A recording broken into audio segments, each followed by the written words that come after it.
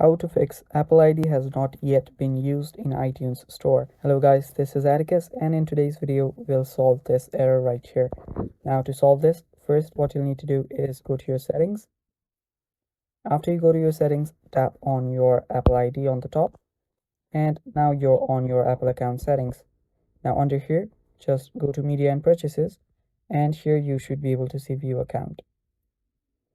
Tap on it and let it load. After it loads, you will need to type in your password here, and after you type in your password here, go to country and region and make sure that you have the correct country and region there. And after you do so, if you have not yet gotten the terms of conditions, you will get it right here. And after you do so, just accept it. And after you do that, go back to your settings here, and you can simply log out too. Tap on sign out and sign back in. And after you do so, go down here, go to your screen time, and go to content and privacy restrictions.